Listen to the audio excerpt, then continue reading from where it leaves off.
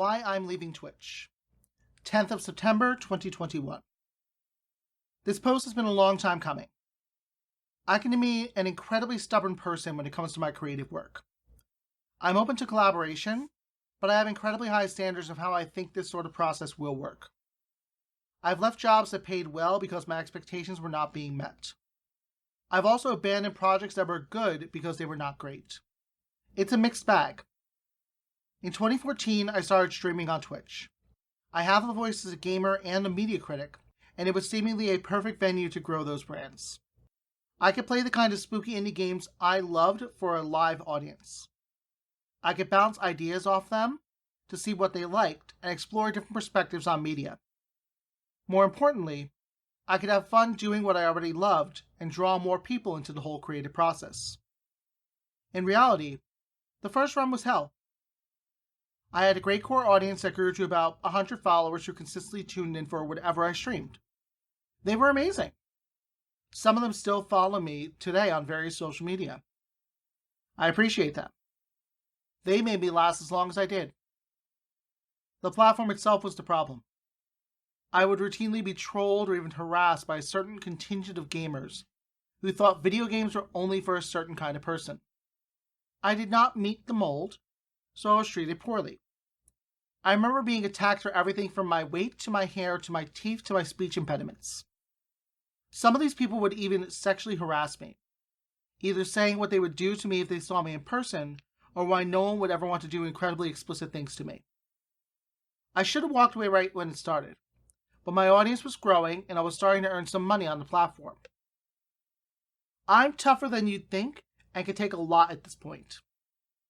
I'm better at setting boundaries now, so this isn't a skill I have to use as often. Twitch failed me on numerous levels. 1. No systems were in place back then to protect streamers. You could ban someone and they'd be back in 30 seconds with a new account. 2.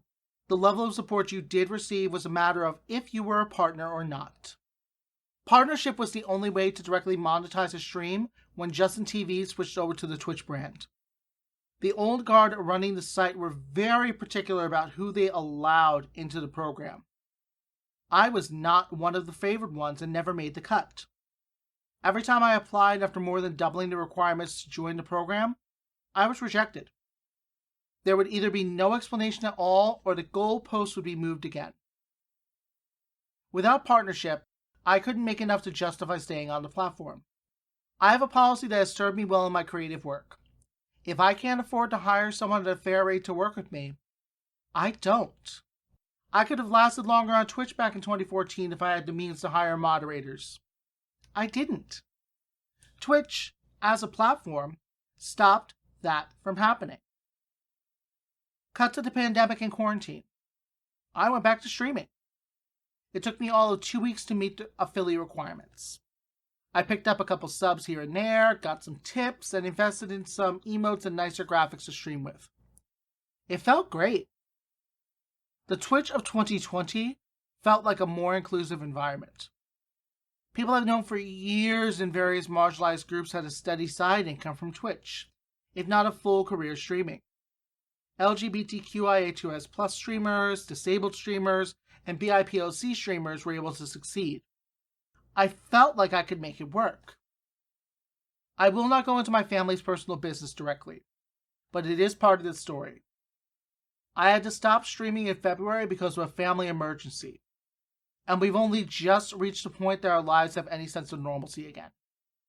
I wanted to come back sooner, but I didn't have the time. Now I'm glad I didn't. A few months ago, a newer and more vicious form of hate raids appeared on the platform. The worst kind of comments I got back in 2014 would be spammed thousands of times in minutes. They were specifically targeting marginalized creators. Twitch finally made a move to be more inclusive by adding categories for different identities, like race, sexuality, gender identity, and disability. Those tags were then used to attack creators in those groups. There are creators on the platform who are doing amazing things to try and support creators being targeted. Twitch, on the other hand, hasn't. They swear they're working behind the scenes to make things happen, but I've heard that before. I heard that back in 2014. I heard that back in 2020. And I hear it again now. Yesterday, 9th of September, I officially started a process to cancel my affiliate contract with Twitch.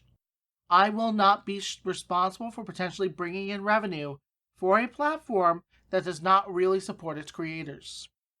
I've been switching my support for anyone I'm subscribed to from Twitch to other platforms like Ko-fi, Fanhouse, or Patreon. I'm stubborn like that. Those creators that are staying on the platform do not deserve to be punished because of Twitch's incompetence. As for me, I've been streaming on Trovo. It's a smaller platform somewhere between Twitch and Mixer. I like the features. The customer support is great. They work to uplift smaller streamers and provide many monetization streams on their platform. I'd appreciate your support as I sort all this out. A follow makes a big difference now. The Sketching Details store is open with the new Halloween collection. Buy my books at Ko-fi or sign up for a monthly membership for exclusive articles and stories. Join the Fan House for free with code SDTesting for exclusive photos, videos, and behind-the-scenes content.